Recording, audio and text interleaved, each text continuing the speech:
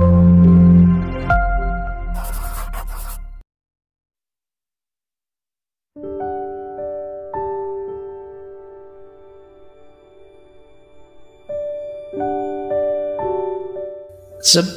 kita mencintai keluar, kata Osho, kita harus mencintai diri kita sendiri. Ini dasarnya sudah. Tidak mungkin kita bisa mencintai yang di luar diri kita kalau kita belum mencintai diri kita. Kata Osho, jika seseorang tidak bisa mencintai dirinya sendiri, dia juga tidak bisa mencintai orang lain. Seorang pria yang mencintai dirinya sendiri mengambil langkah pertama menuju cinta sejati. Ibarat melempar kerikil ke dalam danau yang sunyi, riak melingkar pertama akan muncul di sekitar kerikil, sangat dekat dengan kerikil tersebut. Dan kemudian riak itu akan terus menyebar hingga mencapai pantai terjauh. Jika engkau menghentikan riak yang muncul di dekat kerikil, tidak akan ada riak lain sama sekali. Jadi kalau kita melemparkan batu ke sungai yang airnya tenang, itu kan nanti ada buletan gelombangnya. Yang paling awal paling dekat dengan batunya, terus tambah luas sampai pinggir. Kalau buletan paling awal tidak mungkin ada buletan gelombang selanjutnya. Yang paling awal itu simbol dari cinta kita pada diri kita sendiri. Kalau kita tidak mencintai diri kita sendiri, bagaimana kita bisa mencintai yang lain? Ada uraian selanjutnya. Kata Osho, pria yang mencintai dirinya sendiri akan menghormati dirinya sendiri. Dan orang yang mencintai dan menghormati dirinya sendiri akan menghormati orang lain.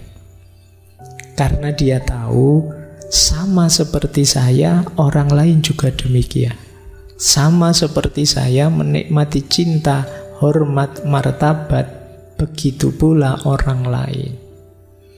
Kalau saya menghargai diri saya tahu caranya menghargai orang lain.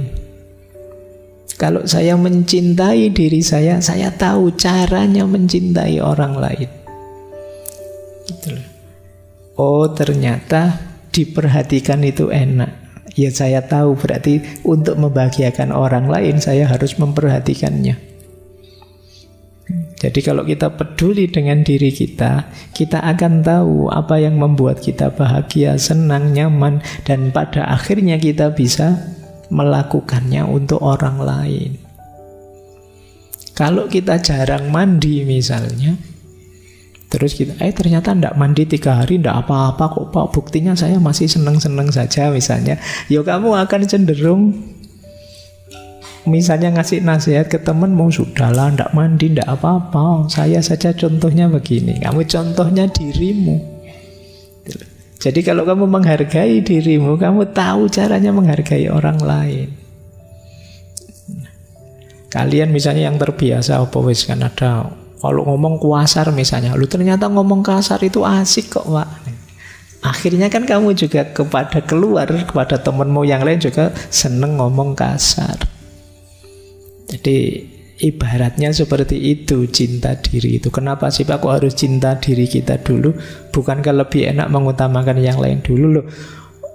Kalau kamu beres dirimu, kamu mencintai dirimu, berarti kamu mengelola dirimu ke tahap yang sangat ideal. Ada lebih banyak hal yang bisa kamu lakukan untuk yang di luar dirimu. Kalau kamu tidak peduli dirimu kacau acak-acakan, apalagi sakit-sakitan, apalagi gimana kamu bisa mencintai yang di luar dirimu? Kamu sakit misalnya batuk misalnya, kamu tidak peduli kesehatanmu. Akhirnya saya batuk tidak apa-apa, yang penting yang saya cintai bahagia. Gimana bisa bahagia tiap kali deket kamu batuk? Nanti dia ya malah nutup mulutnya. Aduh, kamu disuruh pulang, Anda pulang aja. Tidak jadi mesra, malah penyakit. Ya kamu tidak mencintai dirimu. Ngomong juga begitu. Kalau kamu seneng ngomong kasar, ya mungkin tidak kerasan orang di sekelilingmu. Itulah dasarnya. Jadi sebelum kita mencintai yang di luar diri, ayo mencintai diri kita sendiri dulu. Ngopeni diri kita, itu amanat pertamanya di situ. Maka kata Osho itu yang paragraf ketiga itu menarik. Sokrates berkata, kenali dirimu. Buddha berkata, cintai dirimu. Kata Osho, Buddha jauh lebih benar. Kenapa? Karena jika kamu tidak mencintai dirimu sendiri, kamu tidak akan mengenal dirimu sendiri. Pengetahuan hanya akan muncul kemudian, cinta yang mempersiapkan landasannya. Kalau kita mencintai diri kita, maka kita akan bisa mengenali diri kita lebih dalam. Tidak bisa ujuk-ujuk mengenali. Cinta harus jadi landasannya. Maka ya Sokrates benar sih, tapi Buddha lebih benar, kata Osho. Karena mencintai diri akan jadi landasan kita memahami diri kita lebih tepat, lebih benar. Itulah mengapa dasarnya cinta itu self-love, cinta diri. Baik, yuk kita lanjutkan. Terus, cinta itu menurut Osho sudah ada dalam diri kita. Tidak usah kamu cari kemana-mana. Kualitas, karakter, sifat, kemampuan mencintai itu kita sudah bisa. Hanya saja tertimbun oleh banyak hal dalam diri kita, oleh ego kita, oleh ambisi kita, dan lain sebagainya.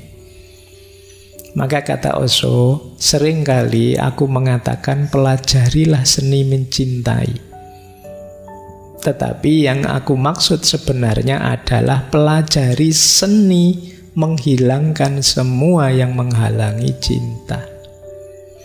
Ini adalah proses negasi, ibarat menggali sumur. Engkau terus-menerus membuang banyak lapisan tanah, kerikil, bebatuan, dan tiba-tiba ada air. Airnya sebenarnya selalu ada, dia mengalir di bawah. Setelah engkau menghilangkan semua penghalang, air tersedia. Begitu juga dengan cinta. Cinta adalah arus bawah dari keberadaanmu. Memang sudah mengalir, tapi masih banyak bebatuan, banyak lapisan tanah yang harus disingkirkan. Jadi tidak usah khawatir, Pak, saya itu tidak pinter mencintai, Pak, saya itu, semua orang pasti bisa. Buktinya kalau kamu jatuh cinta, ya tiba-tiba bisa bikin puisi. Tiba-tiba pinter nulis puisi patah hati dan lain sebagainya. Jadi kita bisa kok. Yang penakut kalau jatuh cinta tiba-tiba jadi berani.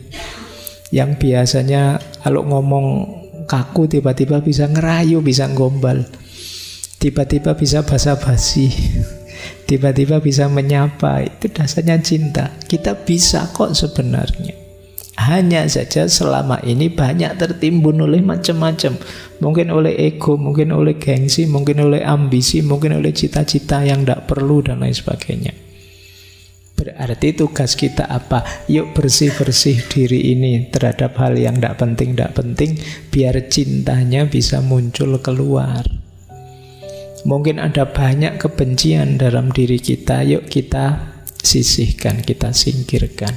Mungkin ada banyak iri, mungkin ada banyak dengki, mungkin ada banyak dendam. Itu kita singkirkan semua. Pada akhirnya cintalah yang akan muncul. Di situ kita akan menjadi pribadi yang mencintai. Jadi prosesnya bukan latihan mencintai. Pak, saya tak latihan caranya gombal gimana caranya. Tidak usah, kamu sudah otomatis bisa kalau itu. Gimana ya Pak caranya peduli? Loh, kalau kamu cinta beneran otomatis muncul kepedulian. Tapi tidak bisa, Pak. Saya rasanya sudah jatuh cinta, tapi kok tidak bisa peduli, ya belum cinta berarti. Itu gerakan otomatis sudah ada di bawah kesadaranmu. Jadi jalannya berarti apa? Bersihkan. Mungkin kamu belum cinta, masih pamrih-pamrih, masih dagang, masih negosiasi dengan yang kamu cintai. Kalau itu sudah murni cinta, otomatis kamu siap berkorban, otomatis kamu peduli, otomatis kamu ingin membahagiakan. Itulah kata Osho. Terus ini loh antara lain yang sering menutupi cinta kita. Kata Osho, apa yang engkau sebut cinta seringkali bukan cinta. Apa yang engkau sebut cinta itu mungkin banyak hal lain, tapi bukan cinta. Mungkin itu seks, mungkin itu keserakahan, mungkin itu kesepian, mungkin itu ketergantungan, mungkin itu sikap posesif, mungkin banyak hal lain, tetapi bukan cinta, belum cinta. Nah, itu ya yang tahu kita. Bilangnya jatuh cinta sih, tapi sebenarnya itu nafsu saja. Kamu ngincer seksnya misalnya, itu kamu yang tahu. Bilangnya cinta sih, tapi ternyata itu sebenarnya kamu serakah saja, pingin pamer, pingin nunjukkan ke temanmu bahwa saya juga sudah laku kok, emangnya kamu saja misalnya. Bilangnya bisa macam-macam, coba kamu cermati. Kata Osho, jangan-jangan itu bukan cinta. Posesif, ingin menunjukkan bahwa saya bisa punya sesuatu, atau itu bukan cinta tapi ketergantungan. Itu bukan cinta, hanya pelampiasan dari kesepianmu saja.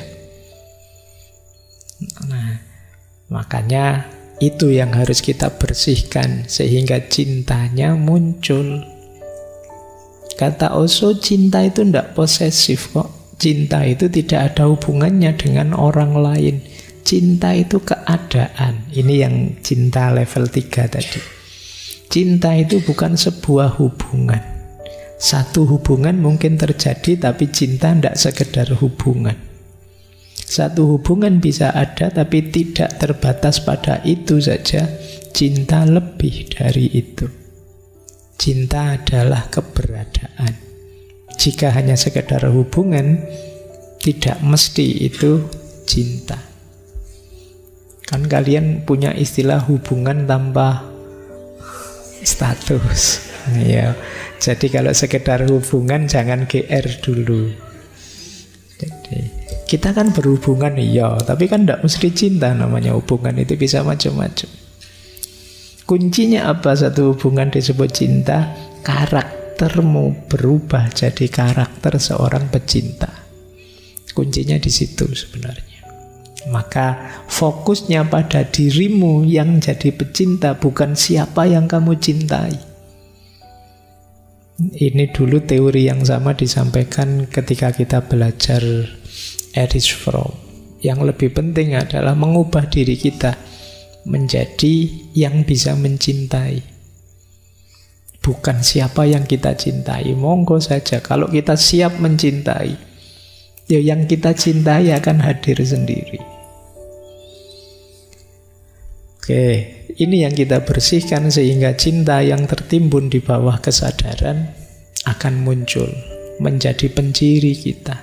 Kita menjadi seorang pecinta. Baik, mau saya lanjutkan? Masih kuat? Kuat ya, ngomong cinta-cintaan itu. Ini ilustrasi dari Osho menarik. Kenapa cinta itu jangan hanya kepemilikan? Karena kalau kepemilikan, ini loh yang terjadi. Mula-mula sang suami mencoba menjadikan istrinya sebagai miliknya. Dan begitu istrinya menjadi miliknya, ia pun kehilangan minat. Wong sudah dapat mau apa? Ya kan? Itu yang terjadi. Makanya jauhan. Kan banyak yang bilang sudah menikah terus gegeran itu. Dulu kelihatan apa, sekarang lihat apa. Kan gitu begitu. Lu dulu belum dapat, makanya dikejar-kejar. Sekarang sudah dapat atau sudah dinikah, selesai tantangannya, kehilangan minat, tidak menantang lagi. Oh, ini yang sering jadi masalah. Kok bisa begitu, Pak? Karena cinta dimaknai sekedar kepemilikan. Kepemilikan itu kalau sudah dimiliki kan selesai. Kalau kata Ki Ageng Suryo Mentaram, manusia itu ingin sesuatu, kalau sudah diperoleh, mulur keinginannya. Tidak mungkin selesai di situ. Kalau sudah diposes, sudah dimiliki, ya dia ingin miliki yang lain. Jadi jangan memaknai cinta hanya sebagai kepemilikan. Itu kan banyak yang tanya ke saya, Pak, cinta harus memiliki enggak, Pak? Iya, boleh saja cinta itu memiliki, tapi jangan dimaknai cinta sekedar kepemilikan. Kalau tidak, ceritanya seperti itu. Jadi begitu istrinya menjadi miliknya, dia kehilangan minat. Kata Osho, ada logika tersembunyi di baliknya. Karena puncak kepentingannya adalah memiliki, sekarang semuanya sudah selesai. Dan dia ingin mencoba wanita lain sehingga dia dapat melakukan perjalanan untuk kepemilikan lagi, nyari tantangan baru.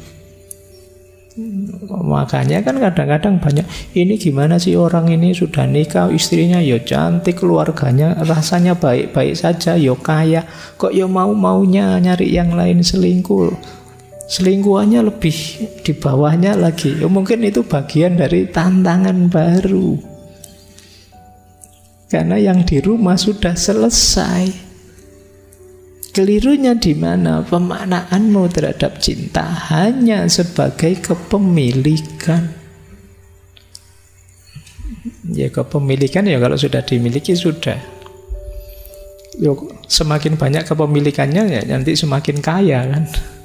Sederhananya kan begitu. Wong manusia itu kalau urusan kepemilikan kan kata Al-Quran, alhaakumut takasur. Jadi tidak ada berhentinya.